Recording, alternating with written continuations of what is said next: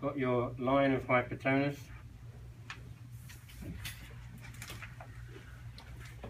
And one of the things that you notice with the thorax is this. The skin is extremely loose. We can't say the same about these two areas, but certainly, you ever seen a mother dog moving her puppies around? That's what she grabs. She grabs the skin and lifts them. So there's a lot of motion. You have to take that into account. So we're going to place the roll. So if I was looking level with it, I would see the line. So it's going to end up one level below the line of hypertonus. Because when we bring her back, it's going to ride up and be on the correct level. Are you placing it in line with the transverse processes? Yep, that's what I'm targeting, is going to be the transverse process. Be the most solid base I can get. Okay, so that's going to be that placement. Swing around.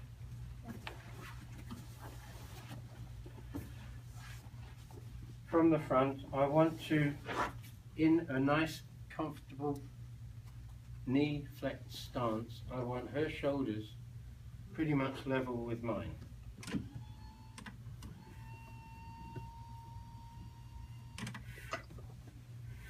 So, on the sternum, and on the back where I just placed it. Notice Hayley has conveniently got her legs in this position bent, because when we get them close to us on this end of the, or this side of the bed, the knees often straighten, and that is an unacceptable tension in the dura. So you need her to get her legs crossed, or get a stool up here so she can put her feet on the stool to keep her knees bent. Whatever's most comfortable.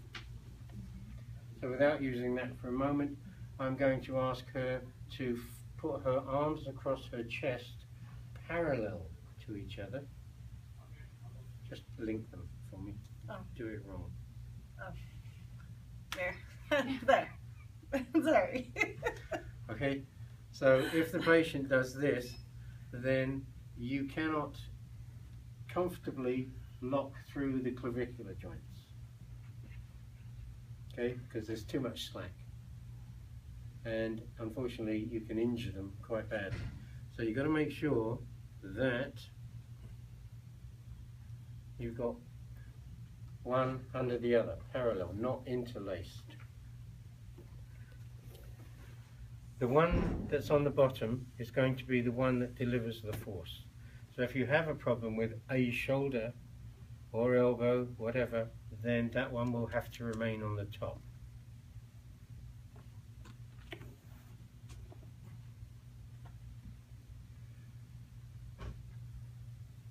Get into the habit, and I know you're going to laugh at this, but this is actually a true story. Get into the habit of going down the arm to get to the elbow. It would not be unheard of for you to, for a male it would be disastrous, to reach around the front and grab a boob. And while most patients will laugh about that, some of them might not laugh about it. So we want to protect ourselves. I was actually teaching a course. There was an assistant teacher who was learning, so he had to teach 30% of the course. This was an easy minute, so I said to him, go on, demonstrate that one. And so he picks a friend of his, a good friend, went to school with her and everything else, and said, I'll use you as a model.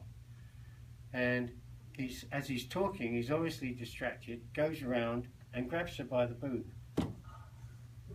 And I'm standing behind him and I'm looking at the class, and I can see the class going, what's he doing? And he's still chatting away. He says, what you do? And he suddenly goes, okay, I'm having a problem here because I can't get an infill. And so his friend turns around and looks at him and goes, if you let go of my boob, you'll probably get an infill. Well, this guy, I can't mention his name, this guy was as red as a beetroot. And every time we bring this up, he just blushes like crazy.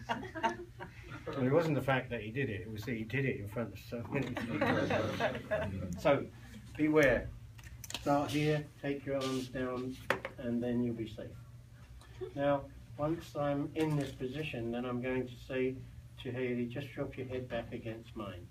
And I do that for two reasons. One, it helps to slacken the dura, but two, it prevents her head-butting me when I thrust her. Because that's one of the things, no matter how much you explain to the patient, when you thrust, they'll often go into an extension shock. And if your face is right behind them, they're going to smuck you in the face. So just turn your head sideways and get them into this position. To deliver the force through the shoulder girdles, you need to be able to use your pectoral muscles to squeeze in like this. And this is one of the biggest problems. People think they can do it all through the elbow. There's so much slack here. You've got to squeeze in. There's no slack. Now to do that, got the elbow here. I'm just going to literally externally rotate my shoulders like that. So adduct, bring him into that position. I catch her scapulae, which makes the delivery of force into the manubrium that much more effective.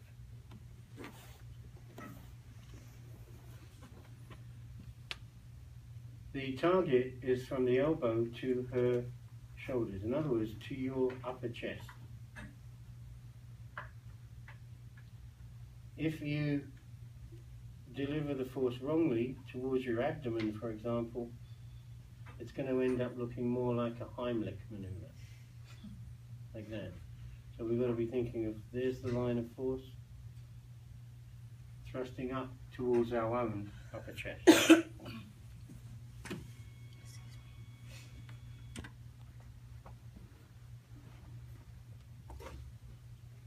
Okay.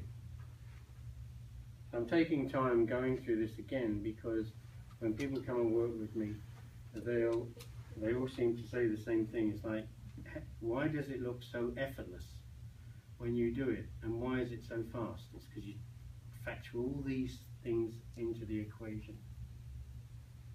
Now, as she leans against me, and then as she breathes in, what I'm going to do is take up the slack with my spine or my own body, whatever is easiest. Take a breath in.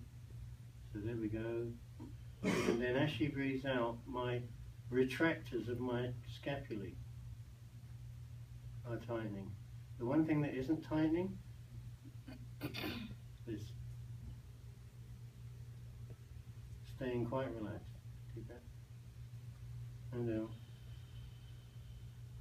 And again. And out. So I'm counting Hayley's breath out. It's about 3 seconds. A little bit over 3 seconds. So I want to go on 2.5. I'm not going to tell her that, but that's what I'm going to do. I've counted the breath. I'm thinking, okay, 1 second, 2 seconds, boom. Because she'll be most relaxed on the end of her breath out. If you do it too soon, you literally bounce, like bouncing on a beach ball. There's too much air, the rib cage is too elastic. Okay. So here's my mini thrust. I'm going to say to the patient, I want to take a breath in and a breath out, good. And on the next breath out, I'm going to just give you a little pull like that. You okay? Mm-hmm. Good. Take a breath in and out. So, timing is obviously of the essence, but if you get all this other set up,